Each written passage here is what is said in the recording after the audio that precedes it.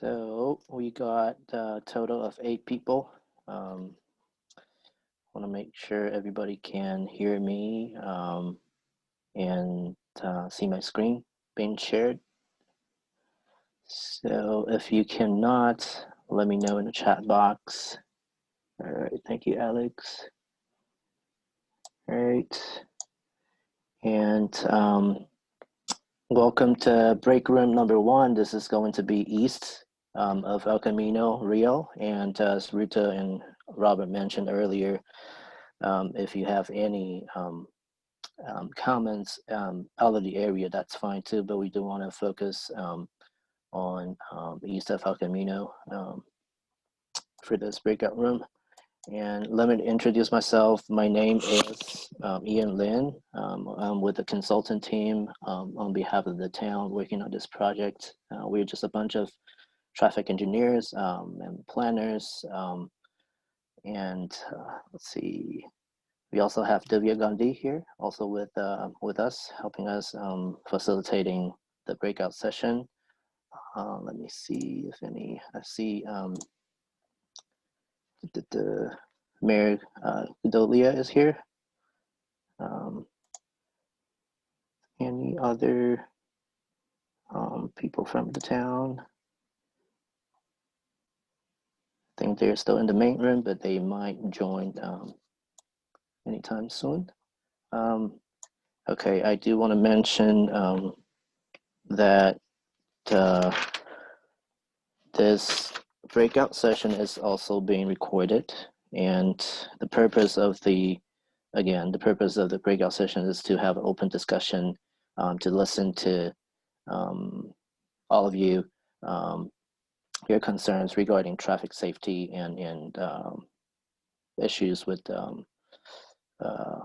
traffic calming on a daily basis on the town streets.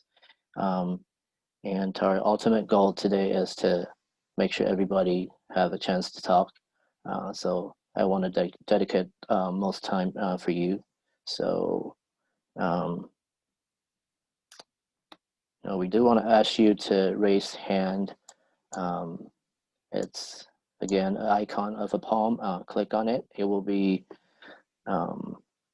put instantly into queue, and Divya here will be monitoring the queuing. And I'll be calling names, and she'll be lowering your hands and unmute you so that you can speak.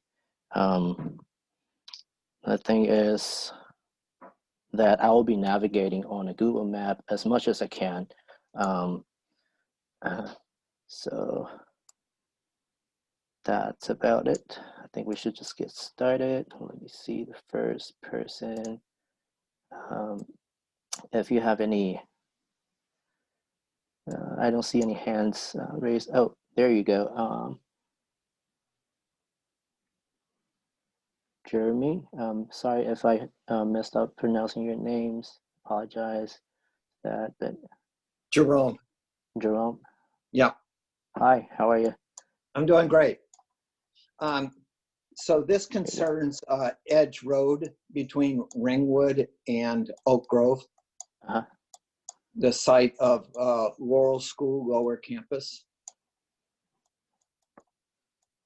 All right, and what is so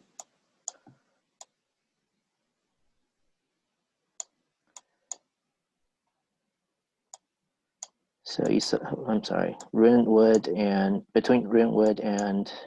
Okay, Ringwood and Edge Road, you're close. Just a little, yeah. So by the Laurel School Lower Campus. Mm-hmm. Should that be considered a school access road? Because that gets several hundred cars a day dropping off and picking up students. And the second thing is that in the afternoon, the cars start to line up from Ringwood onto Edge Road into the parking lot.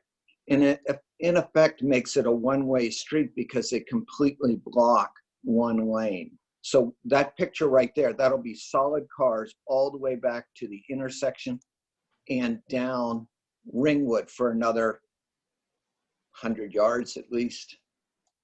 And so if you are going the other direction, if you're trying to turn into Edge Road, a lot of times you can't. Or if you're trying to make either, like a left turn onto Edge or even a right turn onto Edge, you can just kind of get stuck there. And then you've got traffic behind you. It's almost like you need an extra lane to the right where cars can stop so that you'll still have the use of both lanes. And this is during pickup drop-offs? Pickup, but I think it's primarily pickup. I don't think drop-off's I'm not sure if drop-off's an issue, but pickup definitely is. Right. Yes, that's a valid point, I believe, and thank you for the comments. And that's exactly something that we want to hear. Thank you.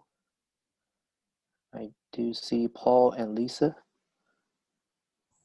Yeah, wait, thanks for unmuting us. So admittedly, you're going to get more of a micro representation here from the different residents concerned about their immediate neighborhoods and traffic problems in the areas surrounding where they live. And it's not going to be as macro as looking at the whole town. So my wife and I, we are in Lloyden Park.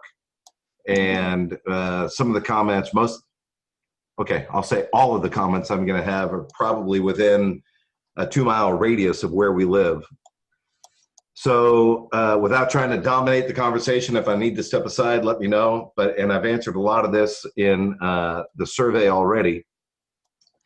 But in regards to speeding, a couple of cut-through streets that we have in our area are Watkins Avenue, coming from Middlefield to El Camino. And the reason that's concerned, number one, is just not only just being a direct conduit between Middlefield and El Camino, but you're going by the main recreation area of the town where you're going to encounter families, kids, pets, things like that, people out walking right near Holbrook Palmer Park where you just circled. So speeding is a tremendous issue on Watkins, not only just because it's cut through, but in addition to the number of bicyclists and pedestrians in that area and people heading to and from the park. Just north of there, the other major cut through is Fair Oaks Lane onto Atherton Avenue between Middlefield and El Camino again, an east-west cut through where speeding is constantly an issue. So those are two areas that really need to be studied and looked at. And I'm sure Mayor DeGulia already knows that, and he's heard that countless times. Now, getting into an area that's a little bit more of a concern in our neighborhood is the intersection on the west end of your loop there, right at Lloyden Drive and Fair Oaks Avenue. Now, that's an intersection that will be impacted by the new town center. So as you can see the way the street jogs here, on the west end of that, you see the stop sign in the eastbound direction. And the line for the stop sign right near Dinkelspiel Lane. So it's at the bottom of the screen right now. You almost can't see it. So right there, this is the stop sign there. When people are stopped there, you have a blind spot and you cannot see pedestrians or cars coming from Lloyden Drive. So in the westbound direction, you have people cutting through on Fair Oaks, approaching the railroad tracks, who very rarely slow down to an appropriate speed crossing the railroad tracks. And they can't see because that railroad track crossing is slightly raised, but it's still fairly blind to anybody coming off of Lloyden Drive. So nothing's happened in the 22 years we've lived here, 23 years we've lived here, but I'd hate to see anything happen because we see it all the time. I'm out walking all the time and riding my bike, and that is a constant area of concern. And I think it'll be more concern once the town center is completed and more traffic is generated into and out of that main parking lot of the town center. Excuse me. So that is something that really, I can't emphasize enough, really needs to be, needs to be looked at. You can see where that truck's coming on that street view, and you can kind of see the blind area there as you flip around. So the train station isn't going to be as much of a concern if Caltrain eliminates service there, but still the town center adds to the congestion of that, I think, dangerous intersection. Also of concern is the cut through Lloyden on Lloyden Drive out to El Camino. It's not as bad as Watkins is. It's not as bad as Fair Oaks and Atherton Avenue is, but people do use Lloyden Park as a cut through to get to El Camino here. And the speed limit in Lloyden Park is 20 miles per hour, and they're regularly doing, I would say, 30 to 35 miles per hour. So that's another area of concern. But again, admittedly, that's right in our backyard. So that's why it's of concern to me. On the west side of El Camino, I believe you have speeding issues on Almondral and Atherton Avenue, cutting through toward Alameda de las Pulgas. So those are my comments to this point. Great. Thank you for the great comments. Those are all very good comments, actually. Yeah.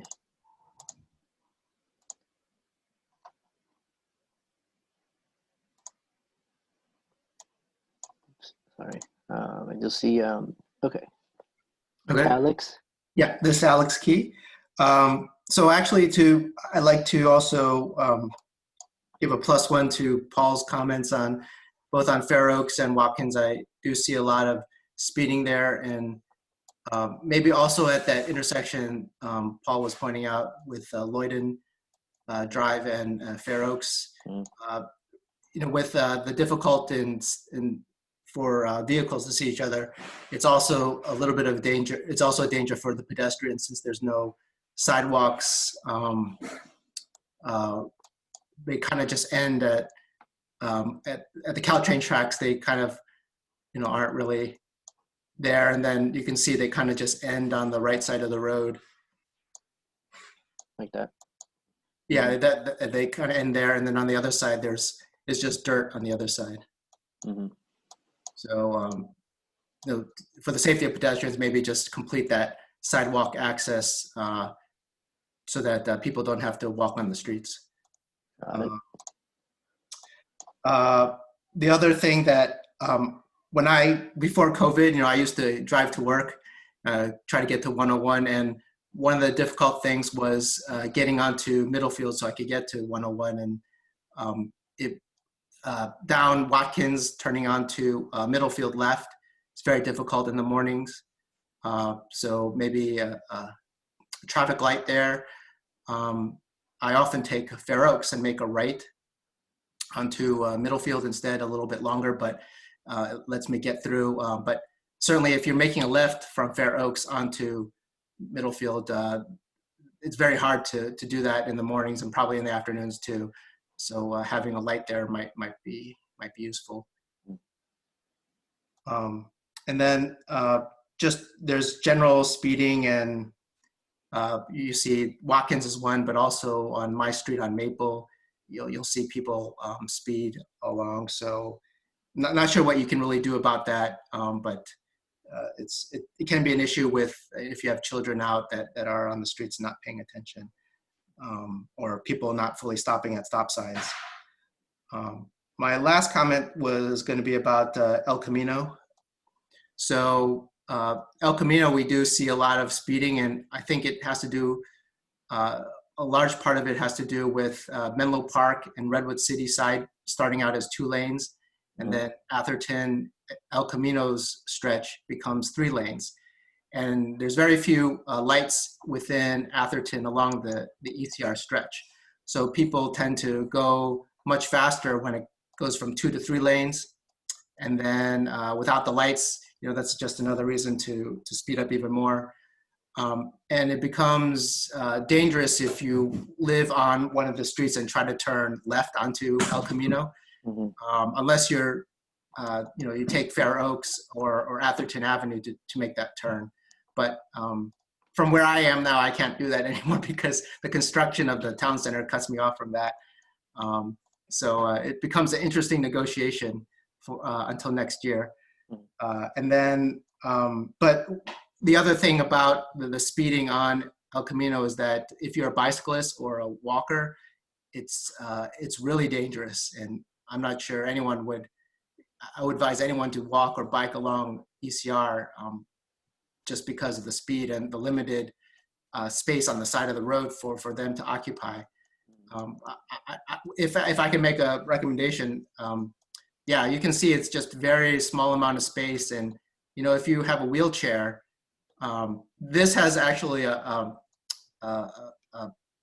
guess a side part of the road, but a lot of times there's, it's very limited or non-existent at all.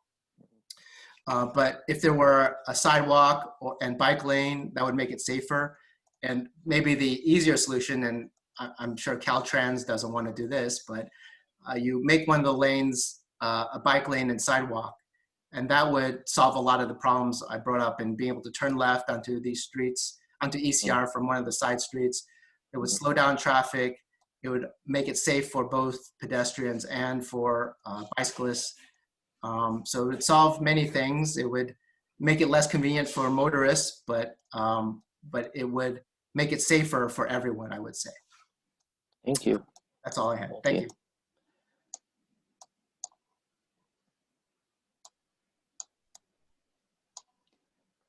All right, next up I have Paul, Lisa again. Yeah, I'll comment again because Alex brought up El Camino, and I know it's a state issue, but I think El Camino, at least through Atherton, is desperately in need of being reduced to 2 lanes, as Alex said, with a curb lane for bicyclists and pedestrians. It's a matter of safety. It's about a 2-mile stretch. There are longer stretches of El Camino along the peninsula, most notably in Menlo Park and in Burlingame, where it is reduced to 2 lanes without it really being an issue. I know there have been arguments in the past that it's an emergency issue. Some residents are concerned about traffic being slow and emergency vehicles not being able to get through. I don't think that's an issue. That's my opinion. And I think the safety of the pedestrians and bicyclists trumps that issue, because if that is an issue, it's only during a minimal part of the day in the rush hour times. So I think El Camino is certainly an issue from Menlo Park down to Redwood City, which is essentially about a 2, maybe 2.5 mile stretch. And again, Burlingame is 2 lanes for close to 4 miles, 3.5, 4 miles. Menlo Park, a couple of miles. And I know Councilman Lempres is here and Mayor DeGolia, and I would just ask, what are our limitations as a town in addressing anything with El Camino since it's a state highway? Right. If you're waiting, I can give you a quick response, Paul. Is that it's slower, and we don't have direct, the ability to make decisions, but we have been able to work with them, as you know, with the flashing beacons, the pedestrian crossways that we Right, those have been great. And that took, Rick may remember, but let's say something on the order of 2.5 years, which Caltrans thought of as like speed of light kind of movement. So it's that kind of thing. I got you. It's just so frustrating because it has become such a speedway, speeds approaching 50, 60 miles an hour. And with really, as Alex had said, no room for pedestrians or bicyclists, and especially if somebody has limited mobility, as he referenced, with like a wheelchair or anything like that. So, but the flashing crosswalks have been a boon, and maybe another intersection that needs to be looked at in that respect is the one at Fair Oaks and Atherton Avenue at El Camino. I know there's a light there. But still, it just doesn't make sense because you're coming off of Fair Oaks, as you see there, and there's no direct crosswalk on the south side of the roadway, and you have to go up to the north side. since that's not a direct connection, that makes that one an issue, even though there's a traffic signal there. So just another item to look at.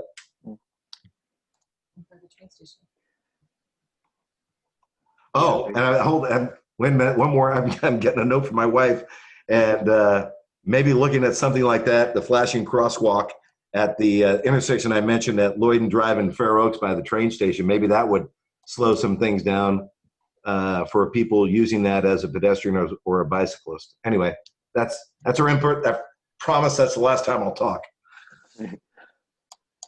I still appreciate the comments. Before I ask next up, which is Donna to speak, I do want to mention we do have more people. I see 2650 numbers without a name. I do see Matt, Kay Chan, and other people. Please don't be shy. This is a great opportunity for you to express the concerns and for us to learn about, the issues that you're facing on a daily basis. All right, so next up we have. So just as a reminder for those that are joining on the phone, you can hit *9 and it'll raise your hand so we're aware that you want to speak. Right. Dana has her hand or his hand raised. Can I unmute yourself? Okay.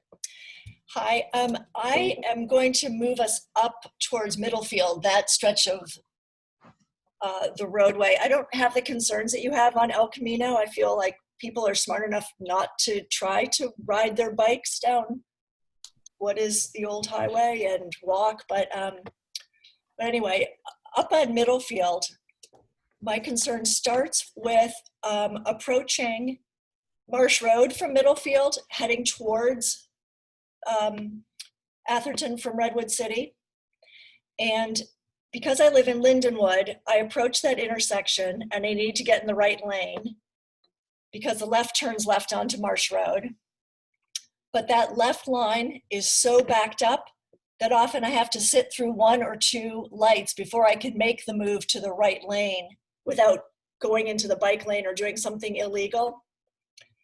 So it's approaching it from the other direction. Yes, this approaching it from this direction. There's usually lots of cars here wanting to turn left.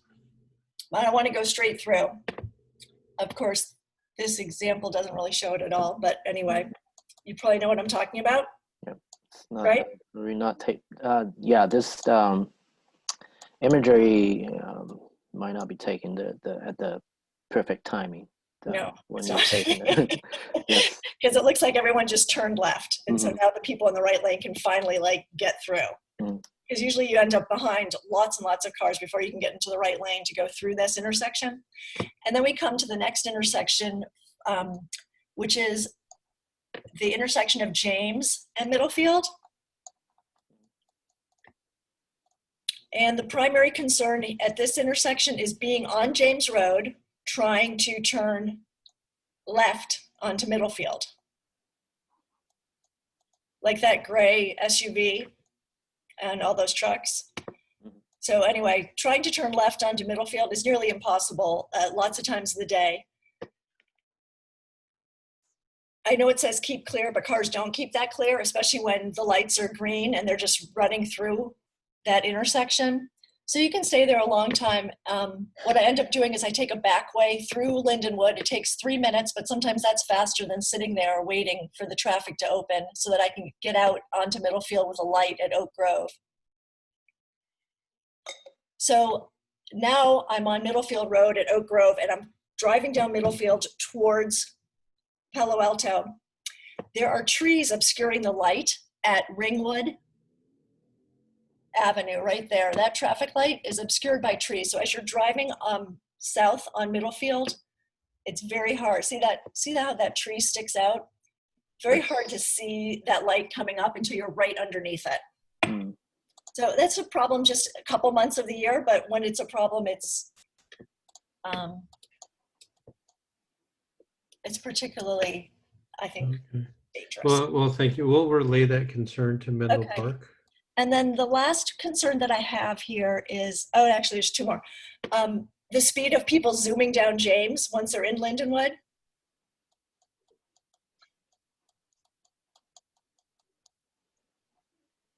I would love to see speed bumps, but I don't know what my neighbors would think about that. My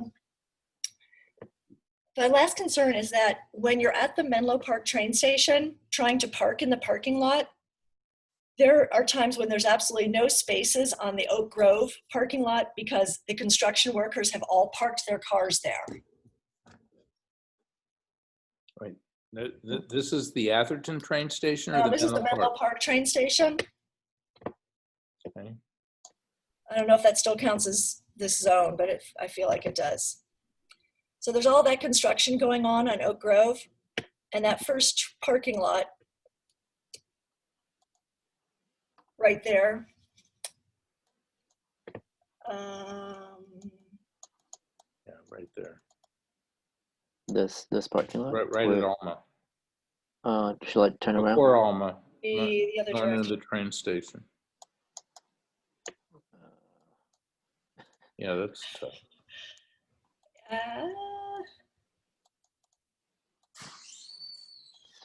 This parking lot? Okay, see all those cars? If you're out there at noon, just about every trunk opens up and a construction worker pulls out a big cooler of sandwiches, which is great, okay? But it's hard when you're trying to catch a train and there's no parking spaces there. So I just wanted to mention that. Thank you. Thank you for listening. Well, thank you for the great comment.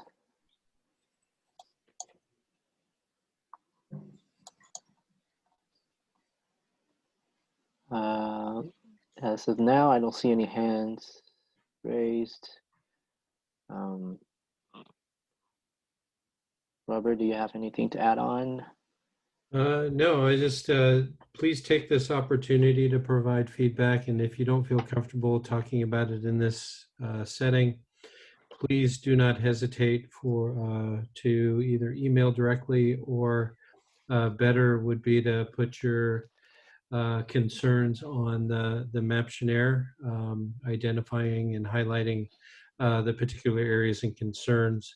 It's a lot easier to understand when you mark it on a map than as you see Ian trying to draw and find things. It's a lot easier for us if you actually pinpoint the location that you have a concern on. But I do want to take the time to say thank you to all of you for taking time out of your evening to join us tonight and to listen to us present the project, but more importantly, for providing us with feedback. And we are open to collecting that feedback, as I said, in the variety of ways, and do appreciate your participation. So we'll give one more chance for those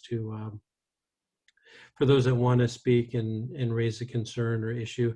It does not have to be particularly to your neighborhood. You can relay a concern on the other side of town, because we know that you drive through the town on different streets to get to and from home, work, shopping, etc. And so we are here to listen. Again, please raise your hand. If you're on a computer, hit *9 if you're on telephone. And thank you. All right. Thank you, Robert. All right. So next up, we got Marjorie. Yes. Can you hear me? Yes. How are you? Yes. I'd like to talk about my location, which is Selby and Polhemus. Polhemus is a street that runs from 280 to Woodside Road to Polhemus, and then drives east on Polhemus, and it intersects my house on Selby.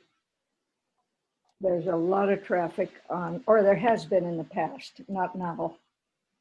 But the traffic is heavy on Polhemus, making it difficult to exit my driveway. Ian, it's just to the right. I apologize. That's okay. That's it. Oh, There right you, there. there you are. Bohemus in Selby Lane. Right. Mhm. My house is right there on Selby. Got it.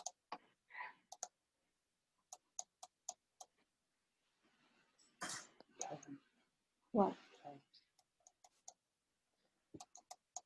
That's right.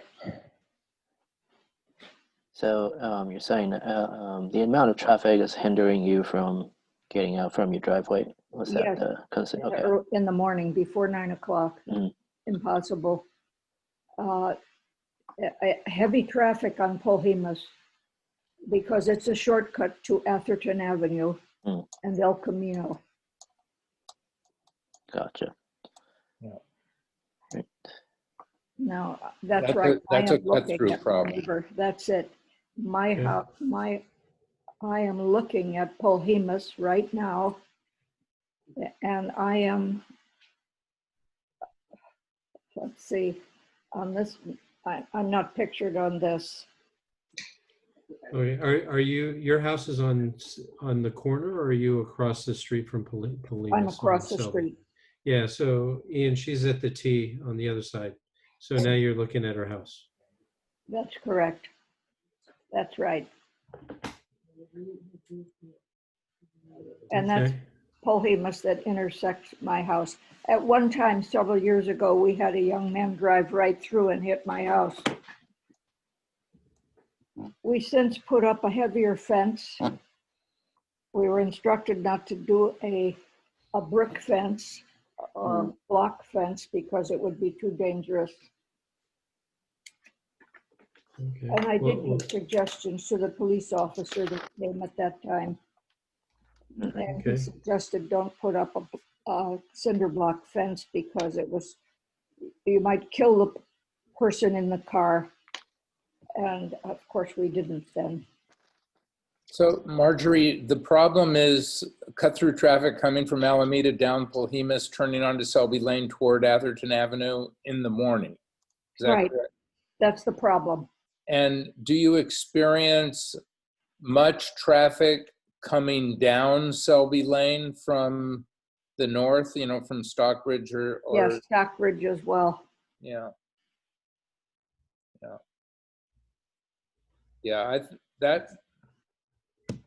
That's a very difficult cut through area. People are cutting down Alameda all the time. Okay. I have thought that we should have some signs that discourage the apps from sending people down Stockbridge and Polhemus, which I know they do. And Yes. that's part of the problem. What can be done? Well, some communities have put up signs that say through traffic is not allowed, something to that effect. And the apps have responded, Waze and the other navigation apps have responded by taking those routes off their apps. Whether that in the long term works or not is debatable, because some people say that drivers just learn to go around it and do it anyway. But I've always thought that if it's not on the app, it's better than being on the app. Right, I think so too. Most people want to avoid Atherton Avenue from. That's why they're cutting down. Well, they want to avoid the intersection of Atherton Avenue and Alameda because it gets seriously backed up in the morning going south. True. And there are lots of homeowners that live north of Atherton Avenue and just east of Alameda that have the same experience in the afternoon, where people are cutting down to Fairview and coming back up to avoid that intersection backup. So we know two of the biggest problem intersections in the town are Atherton Avenue and Alameda and the whole Middlefield Marsh Road intersections. Those are big problems. Yeah, And a lot of debate about what to do at Alameda and Atherton Avenue, and there have been recommendations both to do a street light or a small roundabout there to move the traffic more quickly, but that just hasn't happened. What to do at Marsh Road, I think,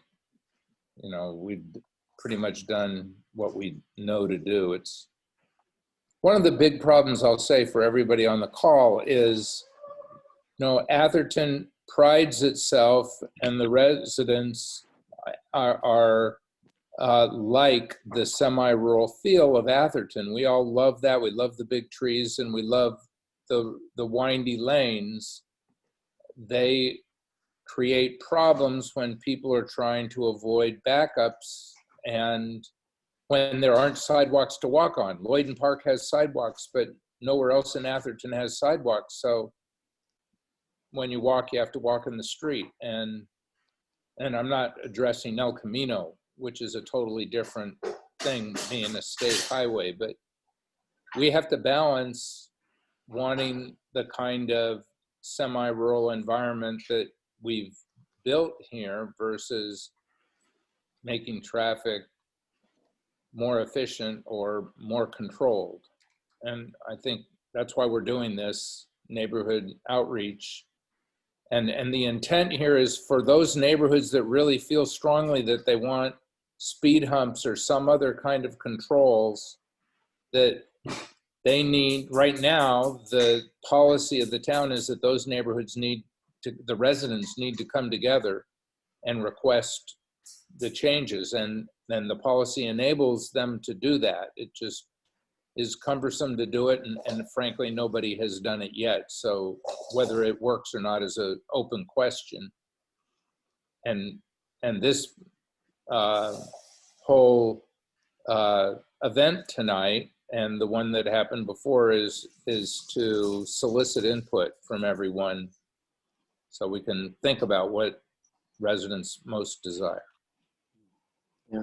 Feel free to let us know if you prefer more curbs, more sidewalk versus leafy, scenic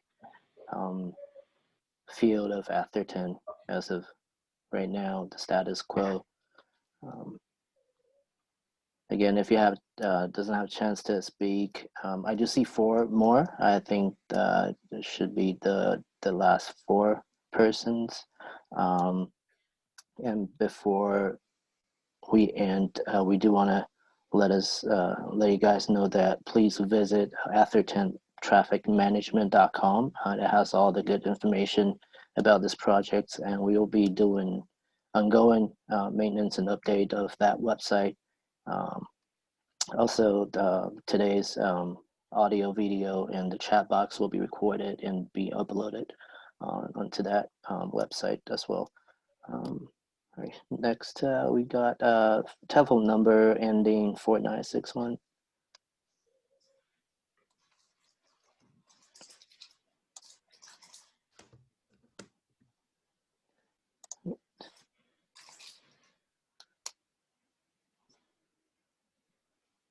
And I don't think I don't think that number's unmuted yet.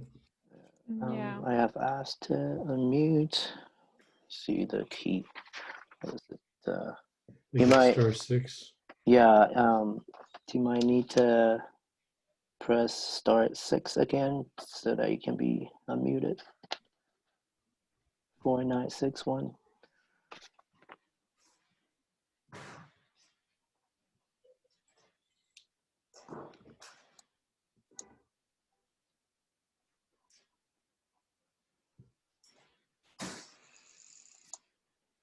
Okay, why don't we go to somebody that hasn't had it?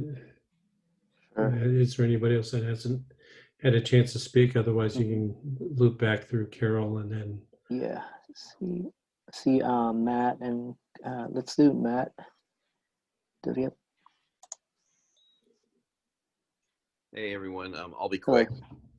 And I feel especially sheepish after Rick's speech mentioning any comment about Middlefield, but I am just going to add a +1 to Alex's comment about Fair Oaks and Middlefield.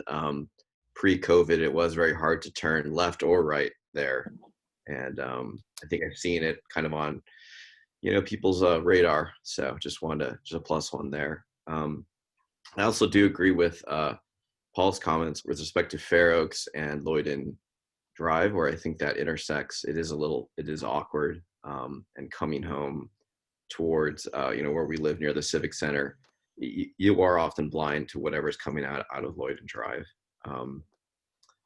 And third comment I just wanted to make was I do like the idea of potentially giving El Camino a road diet within Atherton boundaries. It's back to giving it only 2 lanes in each direction. And that's all I had to say. Thanks. Thank you, Matt. Next up, Carol. Oh, I think because Rick mentioned, I would like to say I do appreciate the leafy, more rural Atherton with less signs and no sidewalks. That's all I have to say for now. I put my comments elsewhere earlier. Thank you. Thank you. Yeah, I do want to apologize for the number ending 4961. If you cannot unmute yourself, please let us know by all means, emails or visit the website, leave a comment, or take the survey again and let us know your concern right there, and just identify your last 4 digits of your telephone number. All right, I think last up we have Paul and Lisa. Yeah, just one final comment. First of all, Rick, thanks for the efforts in reducing the cut-through traffic via the apps. Greatly appreciated, and anything you guys can do in the future to limit that is always appreciated. And in reference to your Middlefield Marsh Road traffic comment, I don't know this from personal experience, but talking to residents in the North Fair Oaks area, the streets in North Fair Oaks that people use to cut through are Holbrook, San Benito, and Encina. What they'll do is they'll make a right off of Marsh Road and head north. I believe that's on Fair Oaks, and then make a left on either Holbrook, San Benito, or Encina to get through to Middlefield. So just kind of trying to put that on the radar of something to look at down the future on some of those streets that are being used as cut-through routes through the North Fair Oaks area.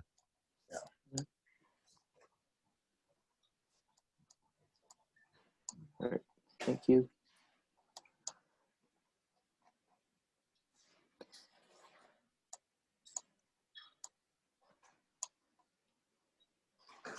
Any, I don't see any hands.